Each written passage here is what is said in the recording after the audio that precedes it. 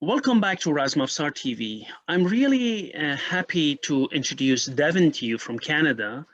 Uh, Welcome to Razmavsar TV, Devon.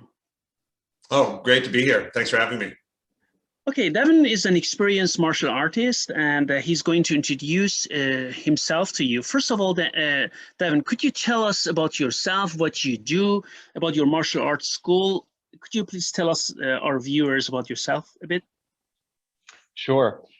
So my name's Devon Boorman, and I'm the director and master instructor of a school called Academie Duello, which is located in Vancouver, Canada. And we're a school of European martial arts, and we focus on a martial tradition that comes from Italy, which is now usually called armazzare. And it's a tradition that originated in the Middle Ages in the 1400s, early 1400s, late 1300s. And it was came originally as a knightly tradition, so it was involved swords of the Middle Ages, like two-handed swords, single-handed swords, swords and shields, as well as wrestling, work with knife and dagger, pole arms like pole axes and spears, and from both a civilian self-defense context, as well as from a battlefield context, and also from in that time too, especially as that art develops into the Renaissance, into fitness and personal betterment context, like we think of in often modern martial arts. It also had that context historically and does now. Okay, Devon, before starting with European martial arts, did you have any other, or did you practice Asian martial arts? That's just a question many people always want to know. Sure. Yeah, no, I, as a kid, when I was, one of the first martial arts that I did was Kempo. And so I did Kempo. I also did a Southern style of Chinese martial art. Although I don't know that I have very much background on it, because when I was a kid, I didn't really care that much. I just cared about, actually what I really wanted to learn was I really wanted to learn weapons martial arts. In the Chinese tradition that I was a part of, in the Kempo tradition, they didn't get to weapons until much, much later, and I was too impatient as a kid. So I did that for a little while, and then I did Filipino martial arts in my my young, as a young teenager. I started doing Filipino martial arts, which was interesting to me because it had more connectivity to a weapons tradition. So we did, stick and knife, and knife and short stick and long stick, and so that was more interesting to me. But it didn't really capture me in the way that when I finally discovered these kind of little proto groups that were doing work with historical European martial arts. And this is really the early days of this modern resurgence. Then once I had a sword in my hand, then I was like, this is what I've been waiting for. And that's when I really got excited about practicing martial arts. So when was that when you started, with European martial arts? So that was about, it was maybe like 1992 or something like that. So it's pretty early.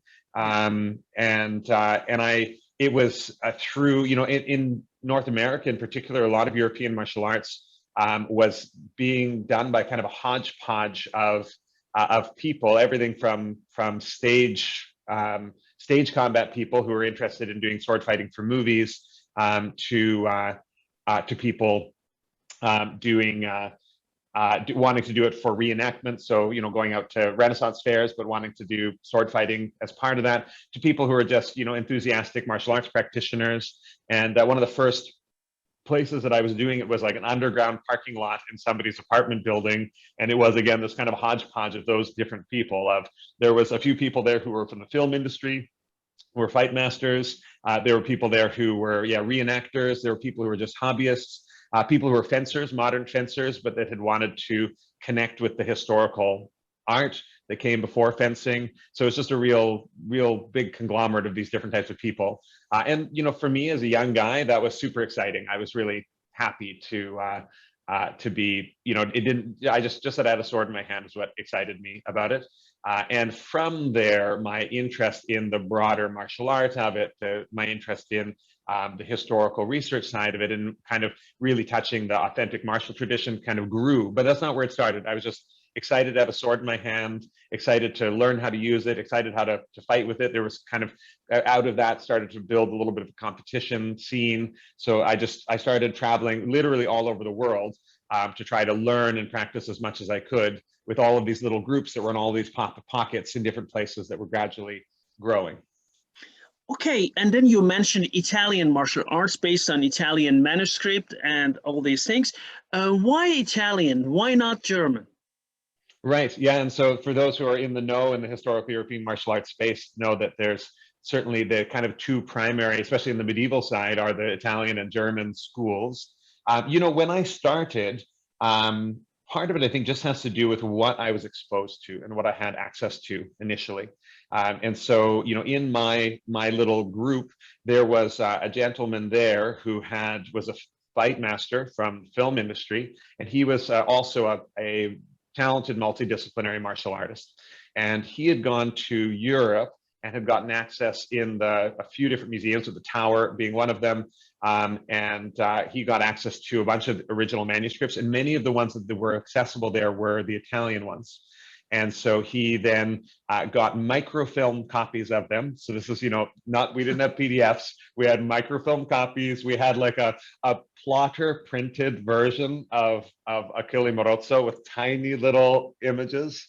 And so that's what we were studying from. And so that, you know, some of the books that he had at the time. So for those who don't know, there's basically manuscripts from, there are manuscripts, like literal handwritten manuscripts. Those are much harder, and certainly in that time were almost inaccessible because there's only like a single copy of a particular manuscript, or several copies of a particular manuscript. But once we get to the printed works, so there were a lot of early printed materials in Italy, and so from the early 1500s, and so quite a few of those books were available in museum collections. We could get copies of them and to see, and those were Italian. And so Achille Marozzo was one of the early manuals from the early 1500s. And then some of the rapier manuals, so thinking of, you know, the musketeer kind of sword, but those from this early 1600s, those were more accessible at the time.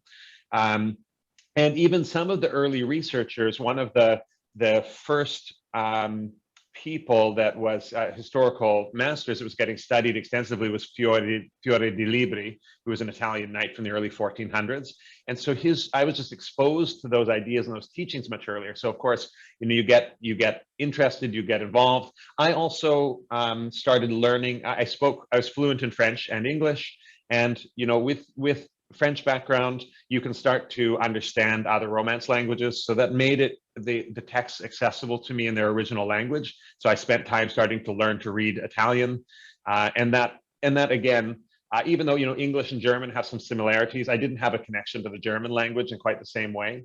And then it wasn't until much later, I'd been studying Italian martial arts at that point for several years before the kind of the super resurgence of German martial arts that happened kind of following that. And so German, you know, actually, in fact, early days of HEMA and the modern resurgence of it was mostly Italian focused. And it wasn't until really 10, 15 years after that that it became so German focused. Okay. Can I say that in North America is still more Italian focused? Oh, yeah. Well, maybe that's just who you're exposed to, Manushar. If you think of the friends in you know, in the circle that you have a lot of exposure to, it's certainly a lot of Italian practitioners and researchers. And there's a lot of really top level Italian researchers in North America. And that's partly because those people were the early people. And in North America, the early people were in that research. And so now there's starting to be more good German researchers in North America as well, but that's come more equally across Europe. And so there's a lot of very good German tradition researchers in Europe, and so it's more balanced between the two continents. Is there a major, I mean, I know you cannot simplify that much, but is there like a major difference between Italian and German martial arts as far as fighting is concerned? You know, it is, I would say no. And it's interesting to think about different martial traditions, and I've had the pleasure of being exposed to a lot of different martial traditions. Certainly context is what, you know, as you know, breeds a lot of the differences in martial art, both a cultural context as well as the environmental context in which that art is being applied. And the contextual difference between Italy and Germany, which are modern ideas of those places in that time, was not very significant. You know, they were all city-states within the Holy Roman Empire, and in fact, many, you know, even where Fiore was from, that was kind of an intersection between the Italian and German-speaking world.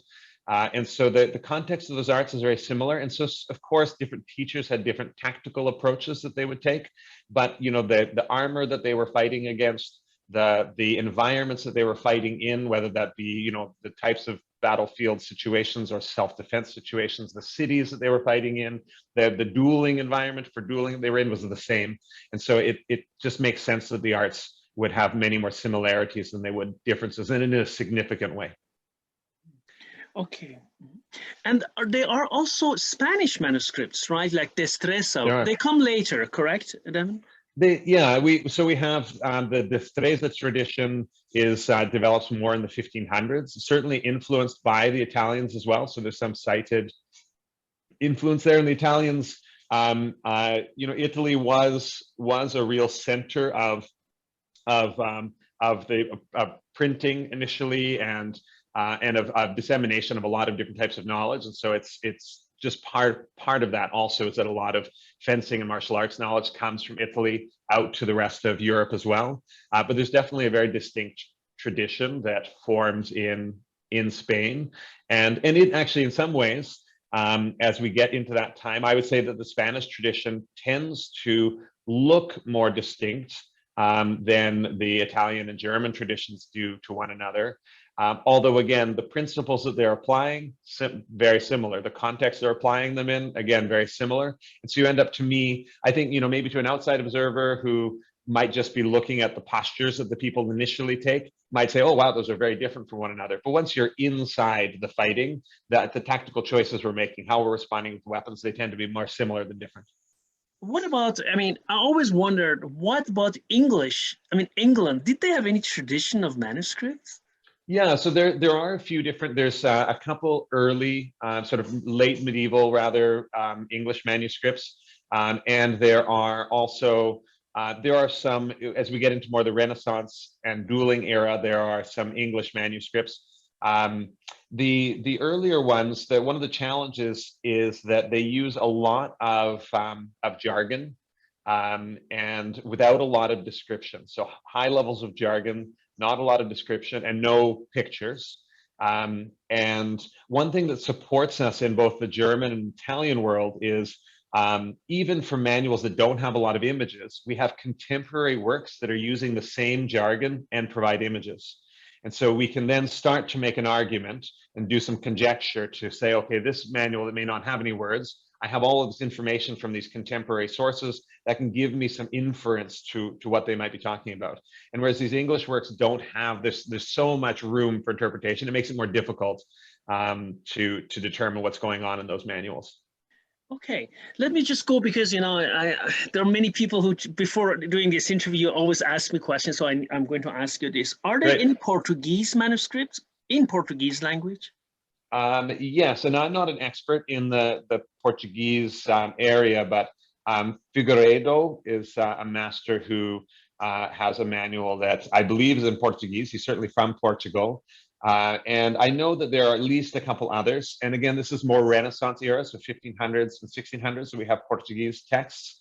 And they are, I know that some are influenced by Destreza, but some are what are sometimes called the vulgar style, which just means essentially the more common school of fencing. And so there's certainly similarities across what you see on the whole Iberian Peninsula. Let us move to another area of European territory, which is also very important. Russian. Are there any Russian manuscripts? I always ask myself this question. Yeah, you know, I understand that there may be some Russian works, and this is, you know, as we get into the Slavic world, and then, you know, there's certainly, and there's tons of interaction with Europeans as well. I know when I was I did a visit to the Royal Armories in Sweden, half of the stuff that they had in there was Russian. Wow. in their vault because of the wars between the Swedes and the Russians. And so there were all of these different captured weapons and armor and things that they had there. But yeah, I don't know. I've heard of research happening in that area, but I'm not certain what the state is of literature that's been unearthed. Okay, coming back to your school, tell us a bit about your school. Where is your school located? I was in your school. You kindly invited me before all this pandemic happened. Yeah. Right? It was a very wonderful building. Could you just tell us a bit about your school, please? Sure, yeah. So my school is in Vancouver, BC, and it's been operating for 16 years. We're coming up on our 17th anniversary, and it's right in the heart of downtown Vancouver. We have a beautiful space. We could say that it's old for Vancouver, meaning our building's about 120 years old, which is nothing for anywhere in Europe. But for Vancouver, it's an old space, which is great. It's got the right aesthetic for it. We have a little museum that we've put in there, which has both artifacts and reproductions to be a discovery center, so people can pick up different weapons from different eras and get an experience of what the history and evolution of European swords were like. And we have historical manuals there on display as well. I've taken time to get as many original manuals as we can.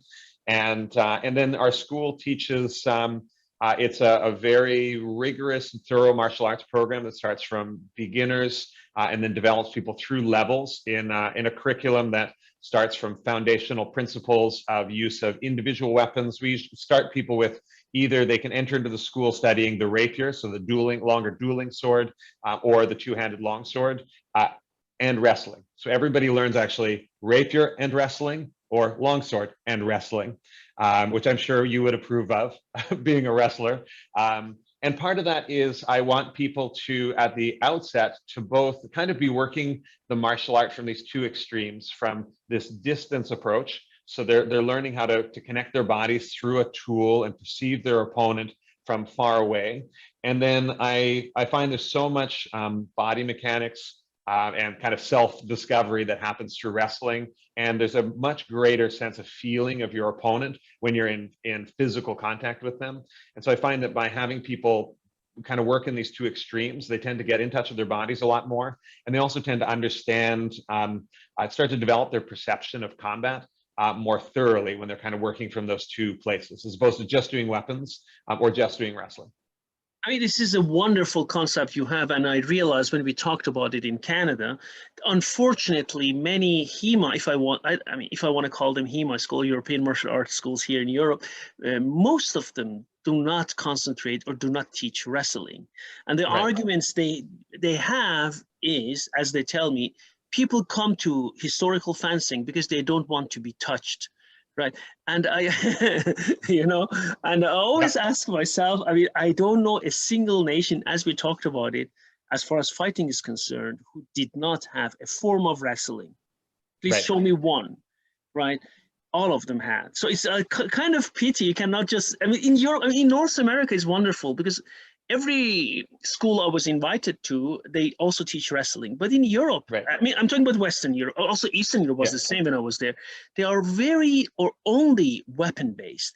If they teach wrestling, it's just something like maybe every 6 months or once a year, a bit here and there. They're very weapon-based, unfortunately, I need to say. Yeah, and you know, it's when you're running a professional school too, there's just like there's market forces that have an influence on what you're teaching. And I think that the more, even though a lot of European martial arts clubs are not professional schools, they're still trying to attract as many people as they can. And that might even be a small group because it's a new thing. So it takes people who are willing to do something that's a little bit less known. And I think we've certainly encountered the same thing at our school. A lot of people come in, one thing they love about the weapon martial art, I think one is, certainly non-contact. The other is, I think many people are attracted to weapons martial arts because they like that weapons are quite an equalizer between different sizes and shapes of people. And so, if you're a small person, and if your class doesn't have the flexibility to pair people up by weight class, it can be, you have to have a very good teacher to be able to help you understand how to balance those forces or use wrestling in the appropriate way. And so there is that pressure. And wrestling is just the touching part, wrestling is very intimate. And I think a lot of people are disconnected from that type of intimacy that comes or intimidated by it. And so, even in our school, we used to teach wrestling immediately. Like you come for a beginner's class, so you're going to have a weapon in your hand and you're going to do some wrestling. Now we get people through the beginners program, which is like 4 to 8 classes, just to get you acclimated to the school. But then you do go into wrestling, so you can't avoid it. But people get a little bit more comfortable. They start to know their classmates. They get a little more committed, and then we get them working right away. And part of that, like you said, within the European tradition, everybody, because it's a noble tradition, the martial arts tradition, all of those nobles were wrestling from a very young age.